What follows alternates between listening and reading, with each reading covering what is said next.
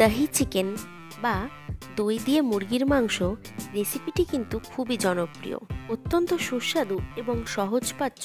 এই রেসিপিটি করতে কিন্তু সময়ও লাগে খুব কম, আর তেল ঝাল মশলার ব্যাপারটিও কমই থাকে। দই দেওয়ার জন্য তেলের পরিমাণ অল্প ব্যবহার করলেই চলে। গরমের দিনে তো জিরা রাইস বা ম্যাঙ্গো রাইসের সাথে এটা একটা পারফেক্ট কম্বিনেশন। আজ সানডে আমি পারমিতা চলে এসেছি দহি চিকেনের রেসিপি নিয়ে। দেখুন চিকেনটি অত্যন্ত সফট হয়েছে, দেখে বোঝাই যাচ্ছে কতটা সফট আর জুসি হয়েছে।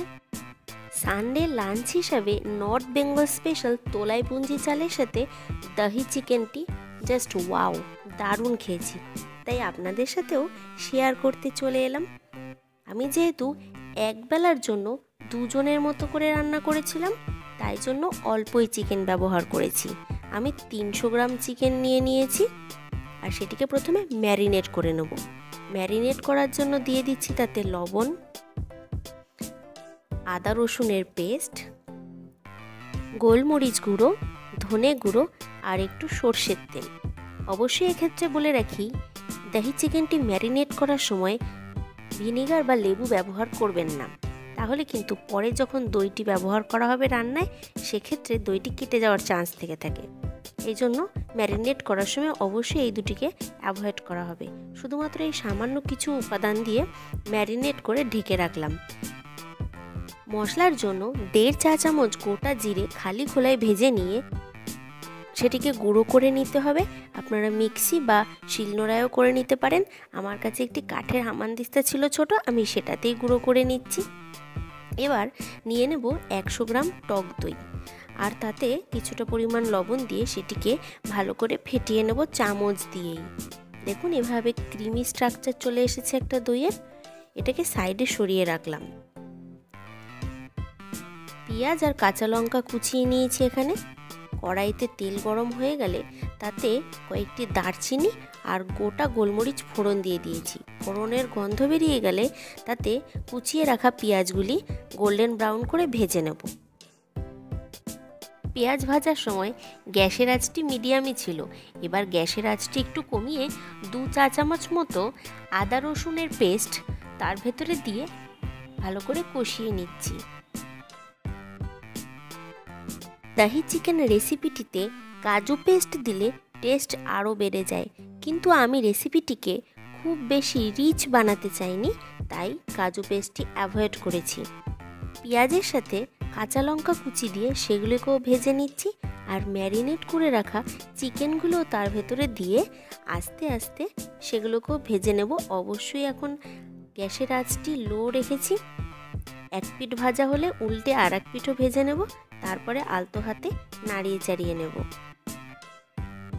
গ্যাসের আঁচ লোতে রেখে উল্টে পাল্টে মাংসগুলিকে 7 থেকে 8 মিনিট ভেজে নিলাম। এর থেকে বেশি ভেজে নিলে চিকেনগুলি শক্ত হয়ে যাওয়ার চান্স থাকে। হালকা করে চিকেনগুলি ভাজা হয়ে গেলে ফেটিয়ে রাখা টক দইটি এবার চিকেনের ভেতরে দিয়ে একটু কষিয়ে নেব। এবার আঁচটি আমি মিডিয়াম রেখেছি। দেখুন হালকা করে নাড়াচাড়া করে নিচ্ছি, যাতে দইটি চিকেনের মধ্যে ভালো করে ঢোকে। আর দই দিলে এমনিতেও চিকেন সফট হয়।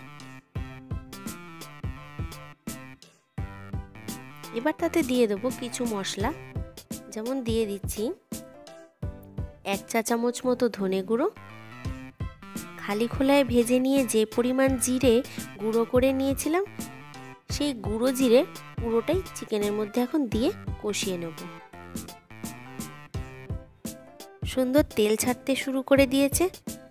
এতক্ষণ ধরে চলে আসা প্রসেসটিতে নানাভাবে নানা জায়গায় আমি লবণ ব্যবহার করেছি, তাই আর এখন লবণ দিলাম না। লবণের পরিমাণটা সবাই চেক করে নেবেন। দিয়ে দিলাম তাতে নর্মাল জল। আজ আর গরম জল ব্যবহার করিনি। কোনো রকম ঢাকনা ছাড়াই 5 মিনিট হাই ফ্লেমে ফুটিয়ে নিলাম। তারপরে ঢাকনা দিয়ে মিডিয়াম ফ্লেমে ফুটিয়ে নেব 15 থেকে 20 মিনিট মতো। তারপরে ঢাকনা তুলে হাতে ঘষে তাতে দিয়ে দিলাম কাসৌরি মেথি, যার দরুন গন্ধ কিন্তু দারুণ হবে। আর লাস্টে দিয়ে দিলাম গোলমরিচের গুঁড়ো, এখন আঁচটি কিন্তু মিডিয়ামেই রেখেছি।